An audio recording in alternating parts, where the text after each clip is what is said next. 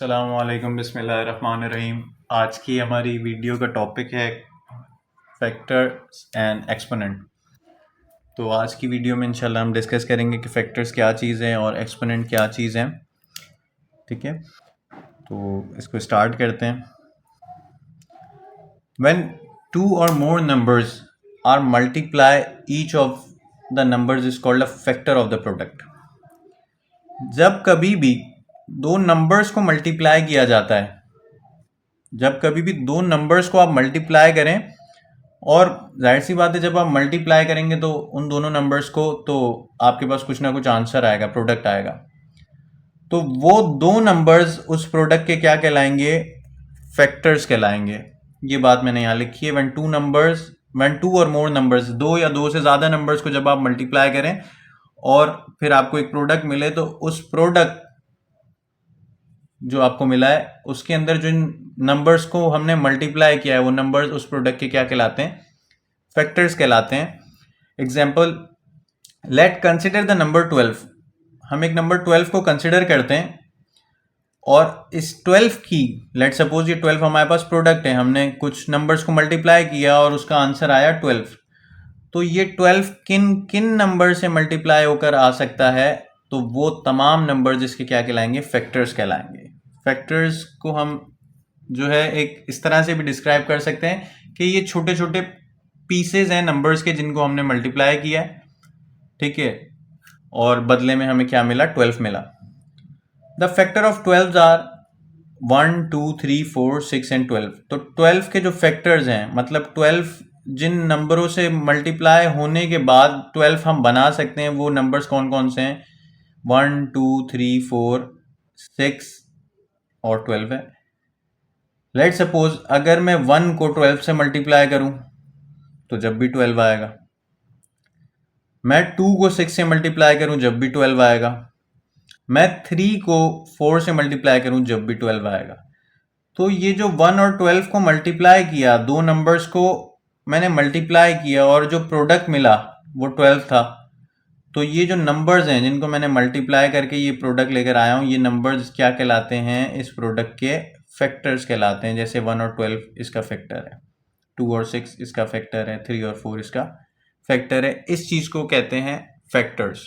जब दो या दो से ज़्यादा नंबर को आप मल्टीप्लाई करें और बदले में आपको एक प्रोडक्ट मिले, तो वो जो नंबर्स हैं जिनकी मदद से ये प्रोडक्ट आया है वो उस प्रोडक्ट के क्या कहलाएंगे? फैक्टर्स कहलाएंगे।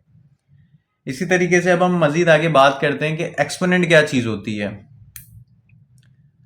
Exponent is a mathematical operation that represent repeated multiplication of a number by itself. Exponent को हम एक मैथमेटिकल ऑपरेशन भी कह सकते हैं जिसके अंदर हमें यह पता चलता है कि कोई भी नंबर अपने आप से कितनी दफा मल्टीप्लाई हो रहा है। It's denoted by a superscript number which indicates how many times the base number should be multiplied by itself. Exponent की मदद से हम ये पता लगा सकते हैं कि कोई भी नंबर कितनी दफ़ा मल्टीप्लाई हुआ है अपने आप से। ठीक है, अब इसके एग्जाम्पल हम लोग देखते हैं। तो आपको एक एग्जाम्पल यहाँ पे दिख रही होगी। एग्जाम्पल में मैंने लिखा है 16 इज इक्वल्स टू। ये 16 कैसे आया? 2 multiply by 2 multiply by 2 multiply by 2। तो ये 2 हमारा कितनी दफ़ा मल्टीप्लाई हुआ है? 1 2 3 4। तो इस 2 को जब मैंने 4 दफ़ा मल्टीप्लाई किया, 2 2 ज़ा 4 4 2 ज़ा 8 8 2 ज़ा 16, तो हमारे पास आंसर आ गया 16।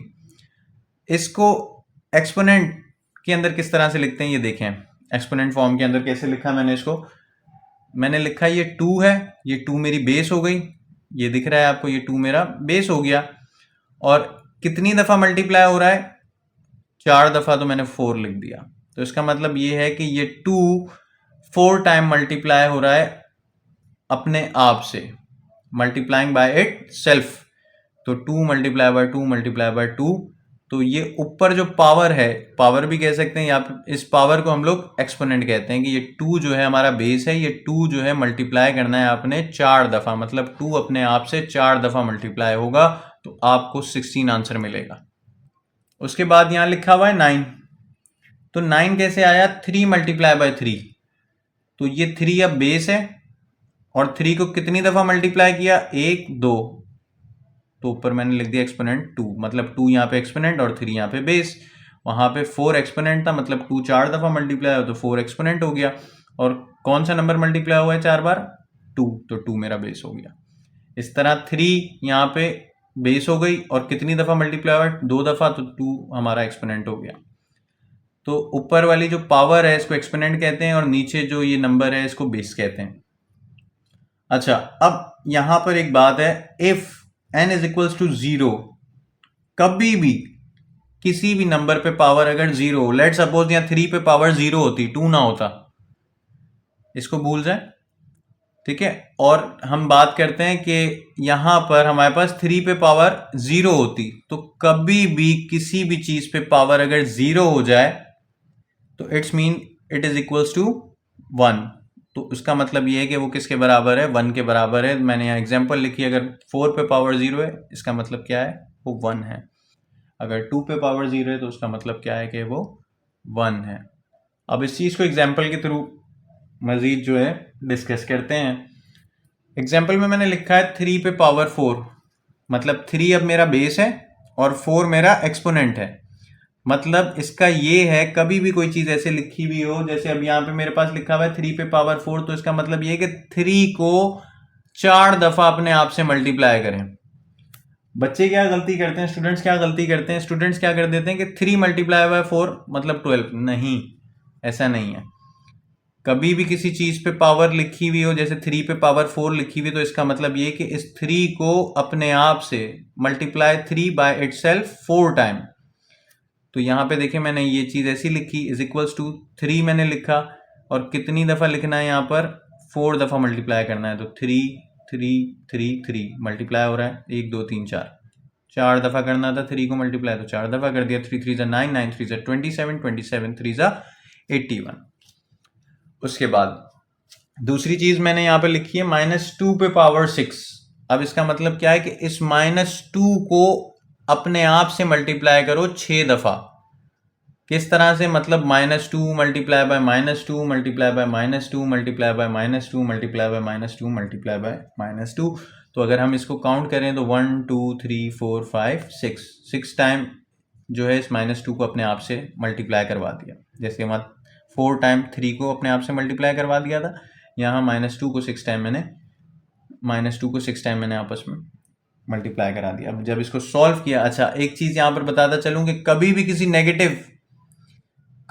नेगेटिव नंबर के ऊपर पावर इवन हो तो उसका आंसर हमेशा पॉजिटिव आता है। देख रहे हैं यहाँ पे पॉजिटिव 64 आया हुआ है। अगर कभी किसी नेगेटिव नंबर पे पावर ऑड हो तो हमेशा उसका आंसर नेगेटिव आता है। जैसे यहाँ पे 6 इवन नंबर है, 2 एक नेगेटिव नंबर था, और इस नेगेटिव नंबर के ऊपर ये जो 6 है ये इवन पावर थी। तो जब भी किसी नेगेटिव नंबर पर इवन पावर होगी तो उसका आंसर हमेशा पॉजिटिव आता है। और कभी किसी नेगेटिव नंबर पे पावर ऑड होती, लेट सपोज यहाँ 6 ना होता बल्कि 3 होता, ठीक है, तो इसका आंसर नेगेटिव आता फिर, ठीक है। 64 नहीं आता, कोई भी दूसरा नंबर आता, मतलब यहाँ तक आता, यहाँ तक आता। अगर लेट सपोज हम यहाँ की बात करें कि यहाँ पे पावर 3 होती तो फिर ये 3 2 मल्टीप्लाई, 2 2 ज़ा 4 4 2 ज़ा 8 आता, और साथ में minus minus plus plus minus minus minus का 8 आंसर आता अगर यहाँ पर 3 पावर होती।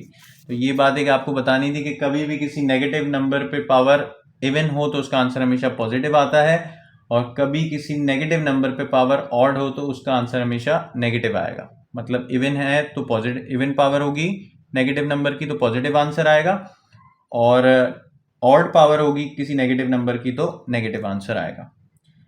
इसके बाद मजीद आगे चलते हैं और लॉ ऑफ एक्सपोनेंट्स है हमारे पास, उसको डिस्कस करते हैं। अच्छा जी, लॉ ऑफ एक्सपोनेंट में क्या देख रहे हैं हम लोग, if A and B are any numbers, suppose करते हैं ए और बी कोई भी नंबर्स हैं, डिफरेंट फ्रॉम जीरो नहीं होने चाहिए, ठीक है। And if M and N are integers then we can state following law of exponent.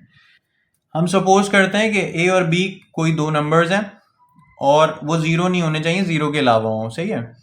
और m और n जो है यहाँ पे इंटीजर्स हैं। इंटीजर्स मतलब ये भी नंबर्स ही होंगे और पावर्स के अंदर होंगे। Then we can state the following laws. तो फिर आपने ये लॉ ऑफ एक्सपोनेंट्स फॉलो करना है। किस तरीके से? एक a है, उस पे पावर है m, और दूसरा a है, उस पे पावर है n। मतलब नीचे ऊपर पावर को हम एक्सपोनेंट कहते हैं, नीचे वाली चीज को बेस कहते हैं। तो कभी भी दो ऐसी बेसिस मल्टीप्लाई हो रही हो जो सेम हो मगर उन पे पावर डिफरेंट हो, कभी भी दो सेम बेसिस मल्टीप्लाई हो और उन पे पावर भले डिफरेंट हो, तो वो क्या होता है, उस बेस को एक दफा लिखते हैं और पावर्स ऐड हो जाती हैं। मतलब यहां पे भी बेस ए थी, इधर भी बेस ए थी, तो ए एक दफा लिख दिया मैंने और इनकी पावर्स को ऐड कर दिया, मतलब m प्लस n। ये फर्स्ट लॉ ऑफ एक्सपोनेंट है। उसके बाद कभी भी दो ऐसी बेसिस जो सेम हो और वो डिवाइड हो रही हो और उन पे पावर भी हो, तो एक लेट सपोज ऊपर अगर हम देखें तो यहाँ पे भी बेस ए है, नीचे अगर देखें तो यहाँ पे भी बेस ए है, मगर इनकी पावर अलग है, ऊपर की पावर m है, नीचे की पावर n है। तो ऐसी सिचुएशन में बेस को एक दफा लिखते हैं और पावर माइनस हो जाती है, m माइनस n। मतलब जब बेसिस सेम हो और मल्टीप्लीकेशन हो तो पावर ऐड होती है, जब बेसिस सेम हो और पावर डिफरेंट और डिवाइड हो रही हो तो बेसिस माइनस हो जाती हैं। थर्ड पॉइंट जो है हमारा, एक आपके पास बेस ए है और उस पर पावर है, एक्सपोनेंट है m, और फिर एक होल पावर है वो n है। मतलब यहाँ पे कोई अलग पावर है और फिर बाहर एक और दूसरी पावर है। तो ऐसी सिचुएशन में आप इस a को यूं ही एक दफा इस बेस को लिख देंगे और ये पावर्स आपस में मल्टीप्लाई हो जाएंगी, मतलब m multiply by n। Fourth point, आपके पास ब्रैकेट के अंदर दो बेसेस मल्टीप्लाई हो रही हैं, a और b। आपके पास ब्रैकेट में कोई दो नंबर्स मल्टीप्लाई हो रहे हैं मगर उस ब्रैकेट के बाहर होल पावर है, ये देखते हैं ब्रैकेट बंद है और बाहर होल पावर m है। तो ऐसी सिचुएशन में ये m इसके ऊपर भी पावर आएगी और ये इसके ऊपर भी पावर आएगी। तो आप इसको ऐसे लिख सकते हैं कि एक मतलब इनकी पावर इनको दे दो, यहाँ पर एक जगह लिखी हुई, इन दोनों को इनका हिस्सा दे देंगे हम। तो a पे पावर m मल्टीप्लाई हो रहे थे तो मल्टीप्लाई, और b पे पावर m। मतलब आप इसको ऐसे भी लिख सकते हो या ऐसे भी लिख सकते हो। फिर कभी कोई दो नंबर्स डिवाइड हो रहे हैं, a और b नंबर्स हैं हमारे पास, ठीक है, कभी कोई दो नंबर्स डिवाइड हो रहे हैं a अपॉन b और बाहर इस पे होल पावर m है, तो इस सिचुएशन में भी इन दोनों को इनका हिस्सा दे दें, मतलब ये इसको भी मिलेगा और ये इसको भी मिलेगा। तो a पे पावर m अपॉन b पे पावर m, ये एक चीज हो गई। अच्छा, साइड में अब मैंने एक नोट लिखा हुआ है, उस नोट को भी डिस्कस कर लेते हैं। उस नोट के 3 पॉइंट्स हैं। तो पहला point, A inverse. A inverse का मतलब कोई भी नंबर, कोई भी ऐसा नंबर हो जिसपे -1 लिखा हुआ है, मतलब इनवर्स को रिप्रेजेंट कर रहा है ये। ए इनवर्स, ए कोई भी नंबर है। तो जैसे अगर मैं यहाँ बोलूँ कि 2 पे पावर -1, तो आप उसको कैसे लिख सकते हो, 1/2। और ये कैसे हुआ नेगेटिव?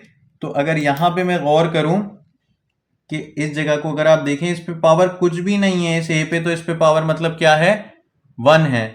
और जब ये पॉजिटिव 1 है, जब ये यहाँ नीचे से उठ के ऊपर जाएगा, ठीक है, तो ए पे पावर क्या हो जाएगी, -1। तो आप इसको ऐसे लिख सकते हैं, ठीक है, और एक्सपेंड करेंगे तो इसको ऐसे भी लिख सकते हैं। अब लेट सपोज इस चीज की बात करते हैं, यहाँ पे मेरे पास लिखा हुआ है ए पे पावर 2। अब ये +2 है, अब ये जब ऊपर उठ के इधर गया तो ए पे पावर -2 हो जाएगी, ठीक है जी। और अगर यहाँ पे लेट सपोज ये होता -2, ए पे पावर -2, तो ऊपर जाता तो क्या हो जाता, ए पे पावर 2 हो जाता, ठीक है जी। तो इस चीज को समझना है हमने। अब कभी भी किसी नंबर पे पावर हो 1/2, कभी भी किसी नंबर पे पावर हो 1/2, तो 1/2 का मतलब होता है स्क्वायर रूट। 1/2 का मतलब क्या होता है, स्क्वायर रूट। तो ये ए ऐसे ही लिखा और इस 1/2 की जगह मैंने इसको अंडर रूट में लिख दिया, अंडर रूट या स्क्वायर रूट, ठीक है। ये मैंने आगे लिखा है स्क्वायर रूट ऑफ ए। कभी भी किसी नंबर पे पावर 1/2 हो तो इसका मतलब ये है कि उस नंबर को किस में लिखना है, हमने सॉल्व करना है, कैसे, स्क्वायर रूट।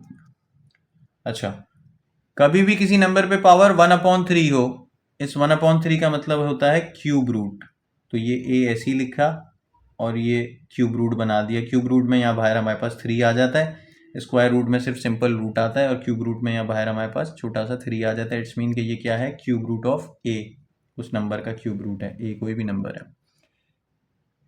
आई होप कि आपको आज का लेक्चर समझ आया होगा, और फिर भी किसी चीज़ में आपको प्रॉब्लम होती है तो आप कमेंट सेक्शन के अंदर कमेंट करके पूछ सकते हैं। ठीक है, वीडियो अगर अच्छी लगी हो तो प्लीज़ लाइक कर दें और चैनल को सब्सक्राइब कर दीजिएगा। Thank you so much. अल्लाह हाफिज़।